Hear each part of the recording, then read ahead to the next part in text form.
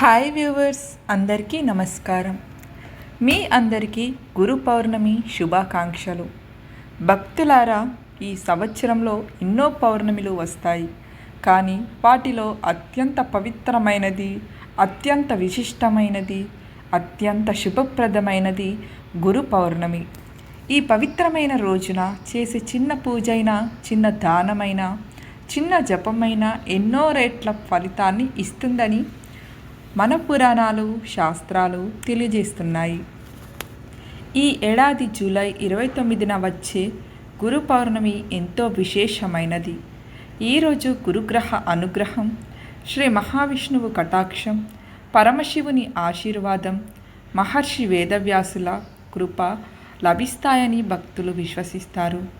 ఈ వీడియోలో గురు పౌర్ణమి రోజున ఏం చేయాలి, ఏం చేయకూడదు, ఏ రంగుల దుస్తులను ధరించాలి, ఏ దేవుణ్ణి పూజించాలి, స్నానం చేసే నీటిలో ఏం చేయాలో, ఏ వస్తువులను ఇంట్లో ఉపయోగించాలో, ఏ వస్తువులకు దూరంగా ఉండాలో, ఏ దానం చేస్తే అదృష్టం కలుగుతుందో, ఇలా ప్రతి విషయాన్ని పూర్తిగా మనం వివరంగా తెలుసుకుందాం.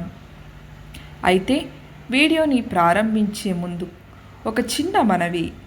ఇలాంటి సనాతన ధర్మానికి సంబంధించిన వీడియోలు మీకు నచ్చితే వీడియోను లైక్ చేసి మీ కుటుంబ సభ్యులు మరియు స్నేహితులతో తప్పకుండా పంచుకోండి.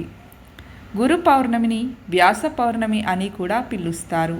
ఎందుకంటే ఈ రోజుని మహర్షి వేదవ్యాసులు అవతరించాలని చెబుతారు. 4 వేదాలను విభజించి మహాభారతాన్ని రచించి 18 పురాణాలను ప్రపంచానికి అందించిన మహాగురువు వేదవ్యాస మహర్షి. అందుకే ఈ రోజును గురువులందరికీ అంకితం చేసిన పవిత్ర దినంగా భావిస్తారు. మన జీవితంలో దేవుడి తరువాత స్థానం గురువుదే. తల్లిదండ్రులు మనకు జన్మ ఇస్తే గురువు మన జీవితానికి దిశ చూపిస్తాడు. అందుకే ఈరోజు గురువును స్మరించటం, నమస్కరించడం, వారి ఆశీర్వాదం తీసుకోవడం ఎంతో శుభప్రదం. గురు పౌర్ణమి రోజున ఎప్పుడు లేవాలి? ఈ పవిత్రమైన రోజున వీలైతే బ్రహ్మముహూర్తంలో, అంటే ఉదయం 4 గంటల నుంచి 5 గంటల మధ్య లేవటం చాలా మంచిది. ఆ సమయంలో మనసు ప్రశాంతంగా ఉంటుంది. ఆ సమయంలో చేసిన జపం, ధ్యానం, ప్రార్థనలకు విశేష ఫలితం లభిస్తుందని శాస్త్రాలు చెబుతున్నాయి. స్నానం చేసే నీటిలో ఏమి వేయాలి? గురు పౌర్ణమి రోజున స్నానం చేసే నీటిలో కొద్దిగా పసుపు, ఒక చిటికెడు పసుపు, అక్షంతలు, 2 లేదా 3 తులసి ఆకులు, సాధ్యమైతే కొద్దిగా గంగాజలం కలపండి. గంగాజలం లేకపోతే శుభ్రమైన నీటిలో తులసి ఆకులు వేసి ఓం నమో నారాయణాయ అని 11 సార్లు జపించి ఆ నీటితో స్నానం చేయండి. ఇలా స్నానం చేయడం ద్వారా శరీరం మాత్రమే కాదు, మనసు కూడా పవిత్రమవుతుందని ఆధ్యాత్మిక సాంప్రదాయాల్లో విశ్వసిస్తారు.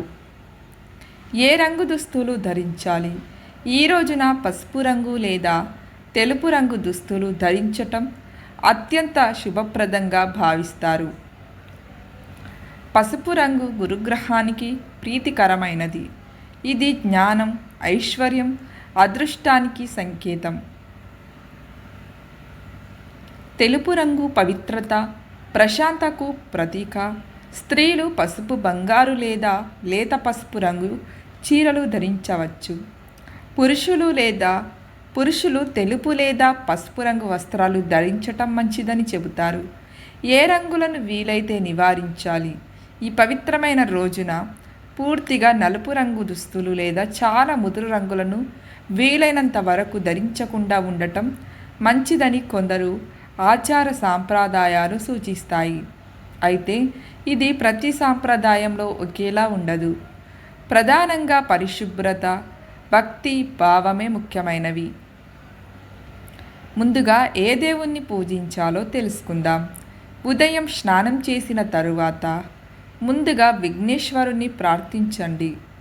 ఆ తరువాత మీ గురువుకు, గురుపీఠానికి లేదా వేదవ్యాస మహర్షికి నమస్కరించి అనంతరం శ్రీ మహావిష్ణువు దక్షిణామూర్తి స్వరూపమైన పరమశివుడు, అలాగే మీ ఇష్టదేవతను భక్తితో పూజించండి.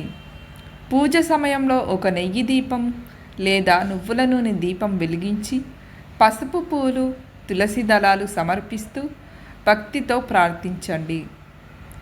గురు పౌర్ణమి రోజున మనసులోని అహంకారాన్ని విడిచిపెట్టి వినయంతో ప్రార్థిస్తే అదే గొప్ప పూజ. దేవుడు మన హృదయంలోని భక్తిని చూస్తాడు, కానీ ఆరాటాన్ని కాదు. ఫ్రెండ్స్, మా వీడియో కనుక మీకు నచ్చినట్లయితే ఒక లైక్ కొట్టి షేర్ చేసి ఓం నమః శివాయ అని చిన్న కామెంట్ పెట్టండి. అలాగే మరిన్ని మంచి మంచి వీడియోస్ కోసం అయితే మా ఛానల్ని సబ్స్క్రైబ్ చేసుకోవడం అస్సలు మర్చిపోవద్దు. ఖచ్చితంగా సబ్స్క్రైబ్ చేసుకోండి. ధన్యవాదములు.